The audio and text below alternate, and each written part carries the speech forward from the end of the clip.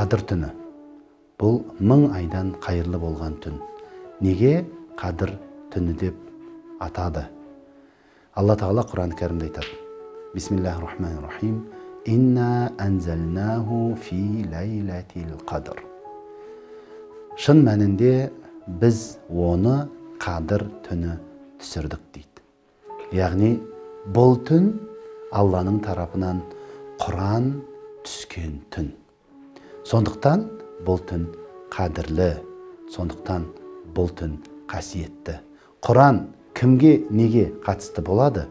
Ол қасиетті, қадірлі болады. Алла Тағаланың құзырында мәртебесі жоғары болады. Алла Тағала Құран кәрімде айтады. Лейлатул қадри хайру мин альфи шахр. Яғни Қадір түні, Қадір кеші 1000 айдан қайырлы. Яғни осы түнде, осы кеште оқылған Құран, осы түнде, осы кеште жасалған құлшылық, ізгі амалдар, айтылған зікірлер, барша ізгі істер 1000 айда жасалғаннан сауабы артық. Сондықтан бұл түнді Алла Тағала бізге осындай мүмкіндік түні қылып берген.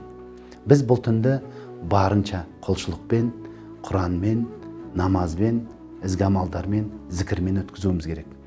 Әрине, биылғы пандемиялық жағдай, карантиндік талаптарды ескеріп, мешіттерде кең көлемде шаралар офлайн өткізілмейді.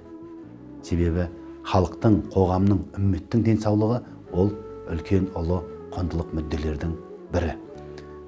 Онлайн шараларымыз өткізілуімен қатар, біз қазір барша жамағаттарымызға, елге, отбасылық жағдайда, үйде барынша құлшылық жасап, сауапты амалдармен өткізіңіздер деп кеңес беріп шақырып отырмыз. Алла Тағала Қадір түніндегі құлшылықтарымызды қабыл етсін.